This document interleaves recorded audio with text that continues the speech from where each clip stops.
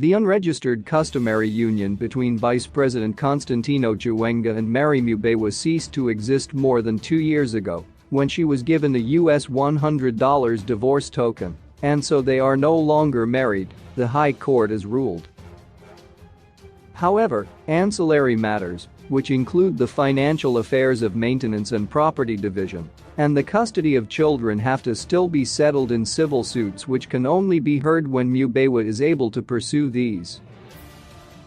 The marriage between the two was the unregistered customary law union, which was terminated on November 24, 2019 after Mubaiwa was given gupuro, a divorce token in the Shona culture, and that was adequate to end the union under customary law and custom. The ruling yesterday that the marriage ceased to exist at that moment came after Vice President Chiwenga, through his lawyer advocate Louis Uriri, instructed by Mr. Wilson Manus of Manus & Manus, filed an urgent chamber application for an order terminating the customary union between him and Mubaiwa. Justice Ointagu granted the order, but said he confined himself only to the declaration sought in the chamber application, ruling that other ancillary issues ventilated in the main civil case would be decided at the main hearing, which is to be heard when Mubaiwa is able to pursue these civil matters. During the hearing, the judge was confronted with competing arguments, one being for the grant of a declaratory order that the customary union ended on November 24, 2019, and another opposing the relief sought. Vice President Chiwenga, through his lawyers, argued he gave Mubaiwa a divorce token, thereby terminating the union between them in terms of the African law and custom. On the other hand, Mubaiwa said the gupuro was given to her in United States currency, which she refused to accept, as that currency could no longer be lawfully transacted in Zimbabwe. However, Mubaiwa could not say that the customary union had not ended. On the contrary, she accepted that it had terminated, but blamed her ex-husband for its demise. After a careful analysis of the submission by both parties' counsel, Justice Tagu said it was no longer a live issue whether the customary union had ended, and Mubaiwa in her own pleadings attested to this.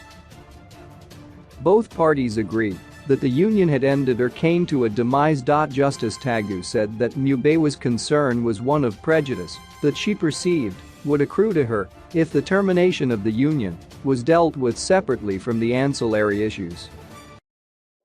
She failed to disprove that the union had ended, said the judge, when he declared that the customary union between the parties had ceased to subsist.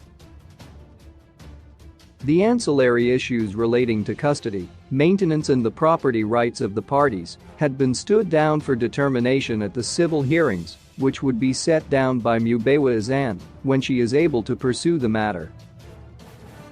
On the maintenance issue for either Mubaiwa or children, the court ruled that the considerations were well established in the country's laws, while the issue of custody cannot present the court with an insurmountable difficulty, as the best interests of the children were of paramount consideration. In the end, the judge found no cogent reasons were given for opposing the order sought.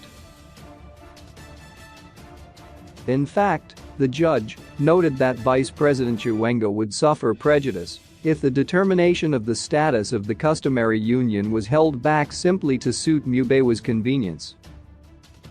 Justice Tagu also noted that the civil hearings have not started at Mubaiwa's instance, and it was not clear when they occur, ruling the delay would prejudice Vice President Chiwenga.